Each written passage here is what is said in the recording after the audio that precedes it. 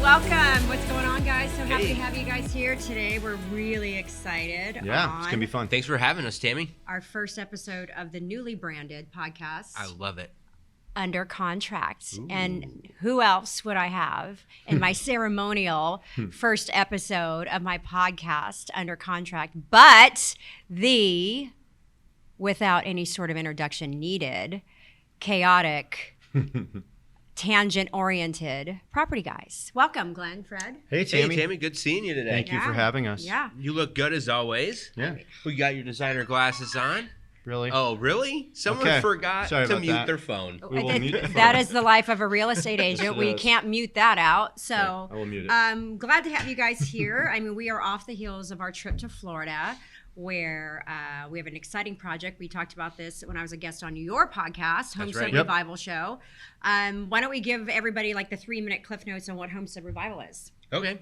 Do it. So it's a show about, and just to kind of segue away from that, we are already talking to people, and these stories are amazing, but it's a show about reviving your life in whatever way that is. I don't know. It could be anything. Yeah.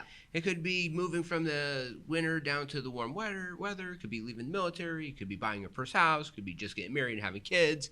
And that's really the great thing about this whole thing, is it can go many different facets. And it's all about improving your life and taking that step forward, which is really hard to do for people. Right. But once you do it, your life is immensely better. Yeah, and I think what's important too is, and we learned this when we were in Florida, we interviewed like 10 different people. Stormy can attest to this. Nobody was from Florida. So that's what's cool about the story. The story is perpetuated over and over in Florida. It's a melting pot. So we want to capture why people come there and kind of follow their story and celebrate the fact that they are in Florida. Wow, I love it. And you guys, we couldn't have chosen a better spot, right? I mean, now that we've spent some time in that area, I mean, what is the consensus? It's great. Yeah, it's I love spot. Florida. Yeah, it's great. A really good spot. Yeah, great. Specifically, so life. In case you hadn't tuned in, it's Tampa, St. Pete, Sarasota, that kind of region. As I like to say, ish. Yeah, ish. Yes. Gulf side, definitely. It's Champa Bay, as we learned as we were out there. Bay. Nothing offense. No. Right? No offense to the Atlantic side, but the coast side. The Gulf side's much better. Sorry. For sure. Yeah, the Gulf side was really cold this time. Yeah. I always love jumping in the Gulf. I make it a point every time. Right. Water was actually cold for the first time ever. The air wasn't. Yeah, that's the kind of cool thing, kind of like San Diego, right? We're spoiled here with a consistent weather, but you just never know what you're going to get, right? You wake up, could be sunny, but it's chilly, the marine layer and all this stuff, so that's kind of cool. Well, I'm excited for that project, and from what it appears, it's going to be a success. So super excited to help everyone.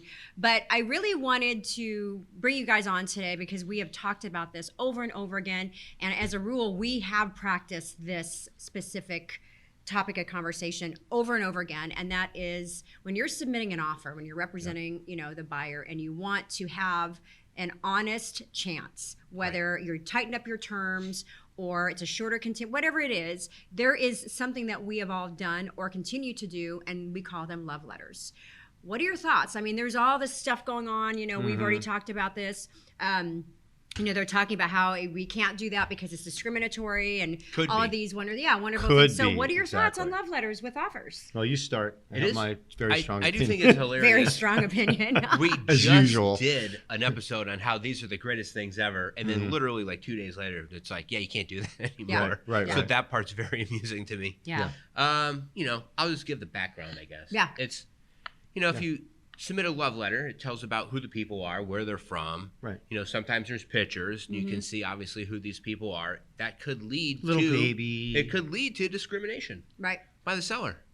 And obviously we want everything in real estate to be fair and unbiased, which is a great value and goal to live by. Right. But I think sometimes, and we're probably all in agreement, some of these things are overreaching and they don't do what they're intended to do. They're useless. The love letters? Yeah. Okay. No. Well, no, the restriction. The ruling, the ruling, yeah. That they're trying to mandate, whatever, right? So here's the way I look at it. If someone's going to write you an offer and then go above and beyond and put together this nice letter and tell you about themselves, right? Who cares who it is? It's the effort. Right. The effort tells you they're going to be a good buyer. Right. Well, you want somebody who does the bare minimum to buy your house? I think there's so many aspects of this that are, no offense to the you're morons, okay? No offense, but you're morons. And here's why. Give it to them. No, I'm serious, because no opinion here at all. If you have a home that you're selling, you have the right to basically welcome, not in a bad way. You guys always want to look at it in a bad way. It's welcoming the right family into your neighborhood. Right. Okay? It doesn't mean that it's discriminatory. If you read through the guidelines, there are certain things you can't discriminate against. Gender, Right. ethnicity, sexual orientation, religion, marital status, things like this. Yeah. Okay? So the reality is that as long as you're not doing any of those, there is no issue here. There is no issue. And legally, there is no way that this would ever uphold in court if it's not one of those protected classes. So there is nothing wrong with knowing, hey, Jim's a plumber. He's a hardworking guy. He grew up in Boston. Yeah. And your neighbor grew up in Boston. You're like, hey, they'd be a good fit to the neighbor. There is nothing wrong with that. It's like you're just choosing people that are going to fit into your environment. Not because they're white or they're Jewish or because they're not gay. Just because Jim's a plumber. That is not discriminatory. So get your head out of your Let's go. Let me be on the flip side. So I know there have been instances where I've had buyers who research the seller. They look them up on Facebook. Right. They find out It's what their Facebook hot stalking. Yeah, they find out their hot points, right? Oh my God, they love dogs. They've rescued dogs. I Sure. rescue dogs too. So they cater their letter Sure. to that seller in an effort to, oh my gosh, look, they love animals like I love animals, and they Called rescue smart. too, right? Yeah. So there are people who are like, oh no, that's discriminatory because they're going to choose you over the other person, and etc. So do I think they work? Absolutely. If I were selling a house and somebody, I would say, please, send it so that Right. I know, pride of ownership, who I'm going to go Right. in contract with and will Correct. love my home the Correct. way that I have loved it. Absolutely. Correct. I'm all about it. Correct. And we're allowed in the United States, by the way, to decide who we go into business transactions with. Yeah. So, Yeah, well, Period. if someone wanted to discriminate, I mean, the letter didn't even go far enough. Right. So you can't accept an offer from Jerry Seinfeld. right. You know, Right. You can't accept an offer from. I mean, we could just do this all day with different names. You could. know what I mean? Well, you could. it's But like- I think the consensus is yay or nay. As far as using letters As or far not as using? should we be we allowed ban continue? letters? Should No. we, no. Okay, listen to this. No, but I want to. This is one of the protected class according to, by the way, which again you have hair up your butt, whatever. At the end of You it, lied it's- to me. It listed all the thing about national origin, race, all this stuff's protected under the federal government and the Constitution for that matter. Okay, the last one's interesting: military/military veteran, age, criminal history, and any arbitrary determination. It also says your financial status. Now, what do we provide people? Yep. We provide them a Pre-approval. proof of No more funds loan letters. and a pre-approval. So Yeah. what? We don't do that anymore because Which, according mind to you, them, in that's every- discriminatory. In every listing that I Exactly. have seen, at least lately, they're requiring pre-approval Right, to even right. tour.